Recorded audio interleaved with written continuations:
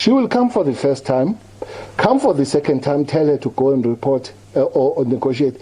She won't come for the third time, not because she's tired, because she's dead. That's why she doesn't come for the third time. Now, people opposing women abuse, POWA has urged the government to fast-track the 3 new bills introduced to Parliament in September 2020, specifically intended to tackle the country's deplorable status quo. In South Africa, 7 women are killed every day, and a reported 40 to 50% of men have admitted to perpetrating physical partner violence.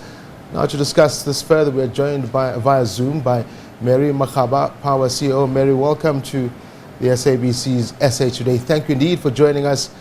I think just reading that stat in itself is a shame. Thank you so much for having me. It's really so shocking to hear that 8,000 women are being killed within 3 months. What has been articulated by our Honorable Minister of Police, and what has been said by the Minister of Department of Women, Maitenkwana Masharane. It is very imperative that we have behavioral change campaigns and programs as a country so that we can change mindset, particularly to the perpetrators, especially men. I think it's everybody's business. We need a collective effort and a holistic approach to make sure that we fight gender-based violence in South Africa. Civil society organizations, government, South African Council of Churches, Taxi associations, we need to take part, particularly with the implementation of the National Strategic Plan on GBVF. If you look into the femicide patterns and the trends are very, very, very worrisome. We are fully aware as an organization, as people opposing women abuse, that the perpetrators of this GBV are men. We have partnered as an organization with Joko. We have such a very good collaborative partnership where when you purchase a Joko tea packet, every R1 goes to us as people opposing women abuse. We are doing sector strengthening, going to all the provinces to make sure that we create safe space for women by capacitating civil society organizations, particularly as part of 16 days of activism. Our GBV training entails making engagements with civil society organizations, particularly those that are not yet as established and branded like POWA, especially those who have passion in gender-based violence, so that with the hashtag we can say end domestic silence. Joko is providing sponsorship to us as an organization on a 3-year contract to make sure that we make a real difference to fight gender-based violence, to fight domestic violence in all the parts of South Africa. So we are doing also as well, other than sector strengthening, where we'll be going to other civil society organizations and capacitating them. We are also doing anthology. Anthologies for us, we are calling on submissions. We have done that for women to write about their stories, especially those who experience gender-based violence. It could be physical abuse, it could be emotional abuse, any form of gender-based violence. Remember, not every woman is able to speak up. So such women who can be able to talk, we give them a platform where they should write their poem, where they should write their short stories of any other incidences or experiences of abuse so that they can share with us, so that through our editorial board, we shortlist and publish the books on gender-based violence. POWA every year is selling such books so that those whose books have been shortlisted and published, they get incentives. Those books that we'll be launching next year in partnership with Joko T. We are launching My Womanhood, My World. That is the name of the book. The other one is My Wounded Trust. Yes. So the launching will be mid-January 2020. Yes. Now, let's come back to the bill that we mentioned there.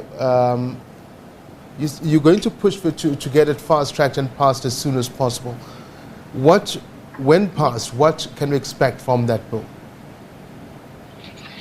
Yes, remember, Parliament has approved the 3 bills, just to mention, to amend the criminal laws, Sexual Offences and Related Matters Amendment Act. Remember, there have been new offences that were added to legislation. Sexual intimidation, incest to the extent of dealing with incest, as well as National Register for Sex Offenders. This time, we have added that all the perpetrators must be named. They should be added on those bills. Naming of perpetrators, we are fully aware that this will jeopardize their chances of getting further employment, criminal checks when they apply for the employment sector. The other bill is the Domestic Violence Act. Remember, the Domestic Violence Act also extended certain provisions like any relationship when you're involved, whether you are engaged, Mary, are you still there? Mary, are you still there? Let's see if Mary can come back. I mean, I'm just looking at some of the talking points that we have with Mary, speaking about reasons why violence against women is not reported sometimes.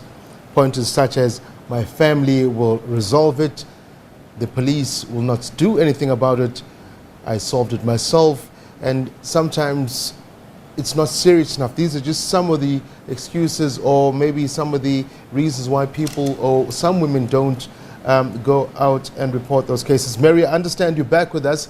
I was just saying to our viewers while we lost you there in connection, you know, sometimes we sit back and we say, but why do we not get as many reports from women or anyone who's being abused to go out and tell somebody? And I was just saying some of the reasons stem from people saying, look, my family is going to sort it out. Culturally, we don't speak out of the home. Yes. I've got to Malume will go there and sort it out. The police will not do anything, so as in, I'll solve it myself. If I stick around and maybe be more obedient and obey, maybe he will stop doing it. And sometimes you go saying, it's not serious enough. These are all things that you as POWA would like to say, no, it's not good enough. The slightest point of any form of abuse, report it and leave, because next time it will not be something not so serious enough as you would call it. Yes, thank you so much. Remember, because of cultural norms and values, this and traditional practices, these are other things that are making implementation very, very difficult. Our role as POWA is to make sure that we go there to the people. We teach our women in rural communities, especially those who are not learned, so that our voice can be heard.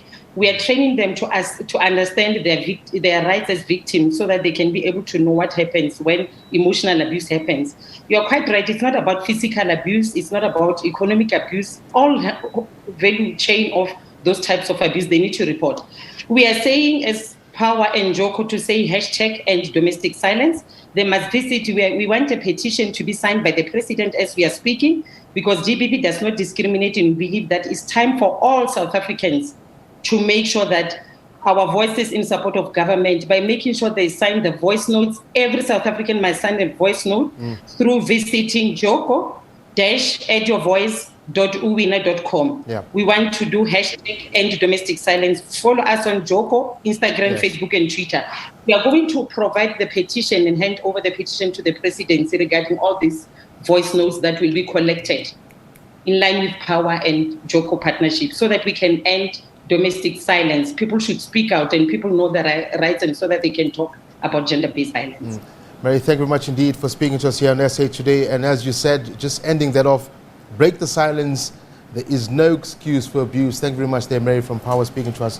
And do follow the social hashtags that she just sent through to on air, and follow them as well. Now, we're going to take a quick break. In fact, my director is just telling me we're going to take a quick